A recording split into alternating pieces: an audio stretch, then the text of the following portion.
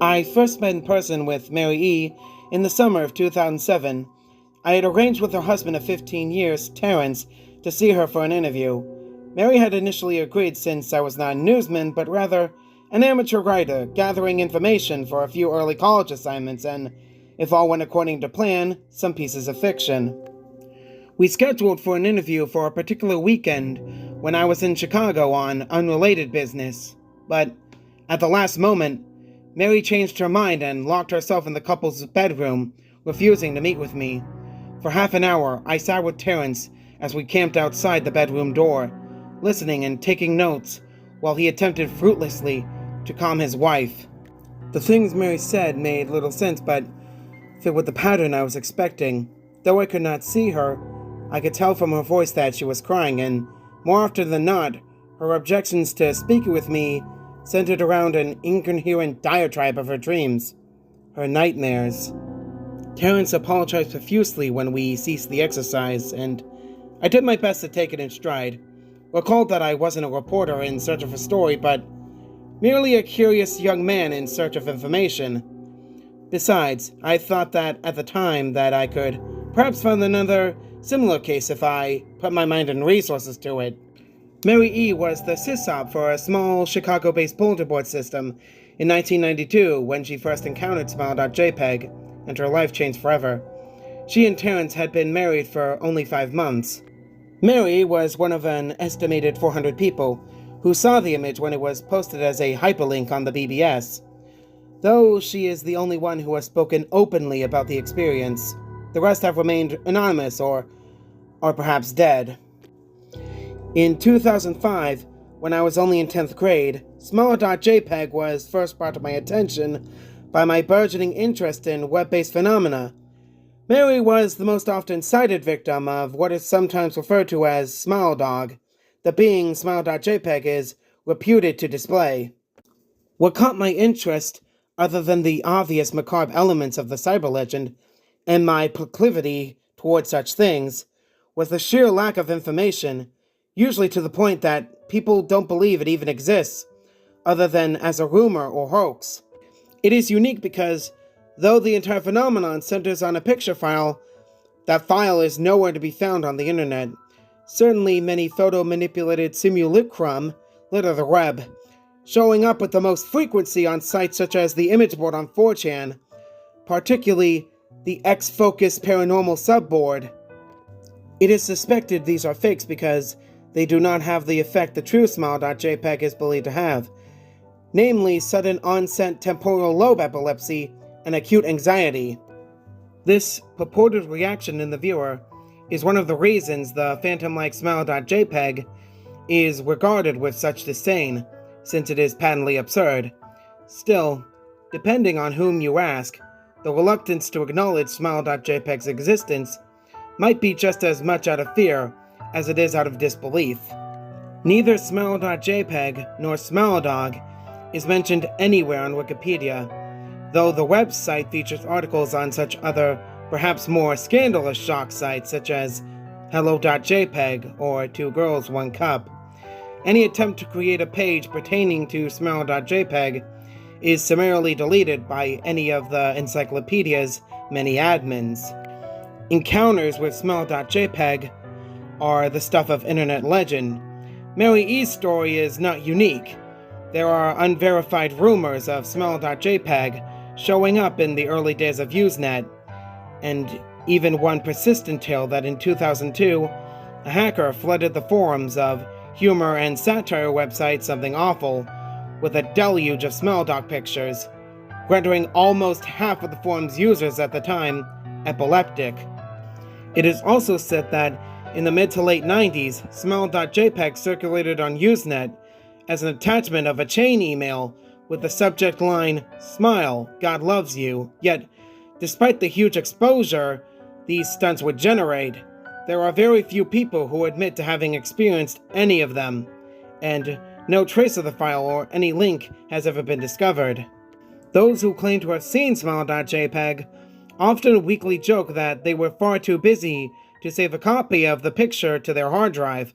However, all alleged victims offer the same description of the photo: a dog-like creature usually described as appearing similar to a Siberian husky, illuminated by the flash of the camera, sitting in a dim room, the only background detail that is visible being a human hand extending from the darkness near the left side of the frame.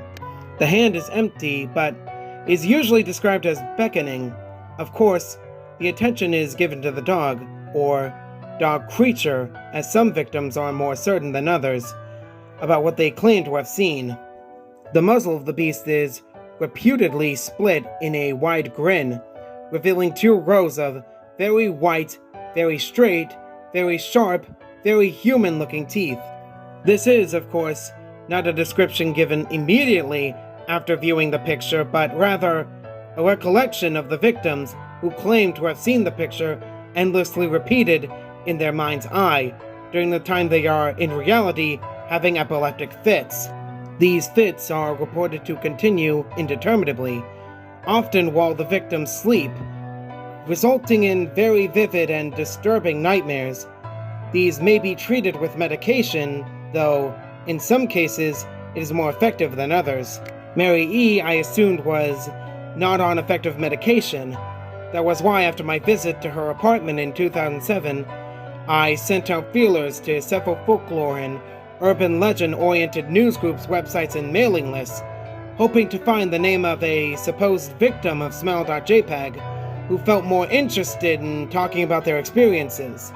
For a time, nothing happened, and at length, I forgot completely about my pursuits, since I had begun my freshman year of college and was quite busy. Mary contacted me via email, however, near the beginning of March 2008. To jml at ***.com from Mary at ***.net subject. Last summer's interview. Dear Mr. L, I am incredibly sorry about my behavior last summer when you came to interview me. I hope you understand that it was no fault of yours, but rather my own problems that led me to act out as I did. I realized that I could have handled the situation more decorously. However, I hope you will forgive me. At the time, I was afraid. You see, for 15 years, I've been haunted by Smile.jpg.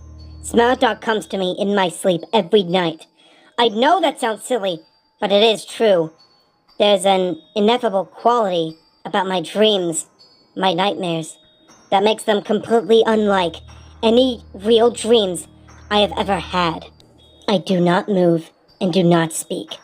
I simply look ahead, and the only thing ahead of me is the scene from that horrible picture. I see the beckoning hand, and I see Smile Dog. It talks to me. It is not a dog, of course, though I'm not quite sure what it really is.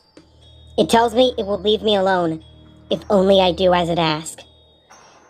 All I must do, it says, is spread the word. That is how it phrases its demands, and I know exactly what it means. It wants me to show it to someone else. And I could. A week after my incident, I received in the mail a manila envelope with no return address. Inside was only a 3.5-inch floppy diskette. Without having to check, I knew precisely what was on it. I thought for a long time about my options. I could show it to a stranger, a coworker. Heck, I could even show it to Terrence, as much as the idea disgusted me. And what would happen then? Well, if Small Dog kept his word, I could sleep, but if it lied, what would I do? And who's to say something worse would not come for me if I did as the creature asked? So I did nothing for 15 years, though I kept the diskette hidden amongst my things. Every night for 15 years, Small Dog has come to me in my sleep and demanded that I spread the word. For 15 years, I have stood strong, though there have been hard times.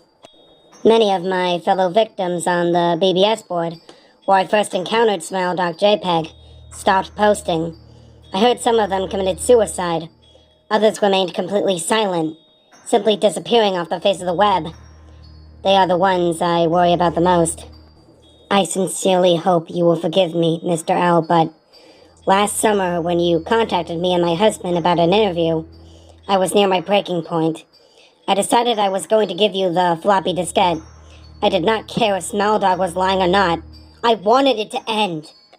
You were a stranger, someone I had no connection with, and I thought I would not feel sorrow when you took the diskette as part of your research and sealed your fate. However, before you arrived, I realized what I was doing. Plotting to ruin your life? I could not stand the thought, and in fact, I still can't. I am ashamed, Mr. L, and I hope that this warning will dissuade you from further investigation of Smile.jpg. You may in time encounter someone who is, if not weaker than I, then wholly more depraved. Someone who will not hesitate to follow Smile Dog's orders. Stop while you are still whole. Sincerely, Mary E. Terrence contacted me later that month with the news that his wife had killed herself.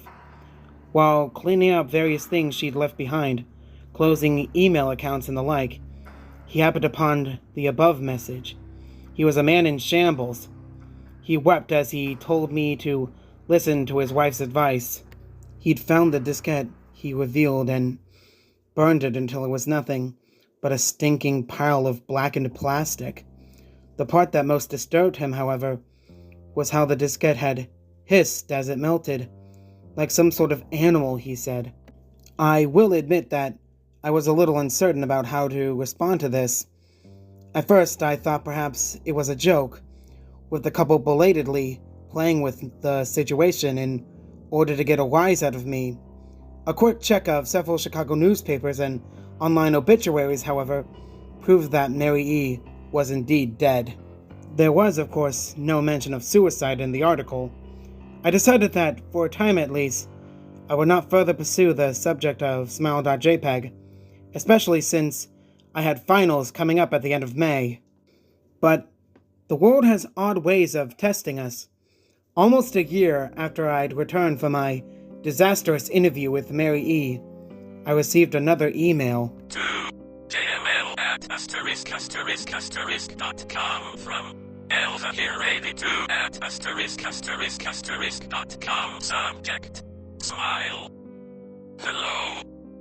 I found your email address through a mailing list. Your profile said you are interested in Smile Dog. I have saw it. It is not as bad as everyone says. I have sent it to you here. Just spreading the word. : The final line chilled me to the bone. According to my email client, there was one file attachment called, naturally, Smile.jpg. I considered downloading it for some time. It was most likely a fake, I imagined, and even if it weren't, I was never wholly convinced of Smile.jpg's peculiar powers. Mary E.'s account had shaken me, yes, but she was probably mentally unbalanced anyway. After all, how could a simple image do what Smile.jpg was said to accomplish? What sort of creature was it that could break one's mind with only the power of the eye? And if such things were patently absurd, then why did the legend exist at all? If I downloaded the image, if I looked at it, and if Mary turned out to be correct, if Smeldog came to me in my dreams, demanding I spread the word, what would I do? Would I live my life as Mary had, fighting against the urge to give in until I died? Or would I simply spread the word, eager to be put to rest, and if I chose the latter route, how could I do it? Whom would I burden in turn? If I went through with my earlier intention to write a short article about Smile.jpg, I decided I could attach it as evidence, and anyone who read the article, anyone who took interest, would be affected. And even assuming the Smile.jpg attached to the email was genuine, would I be capricious enough to save myself in that manner? Could I spread the word? Yes. Yes, I could.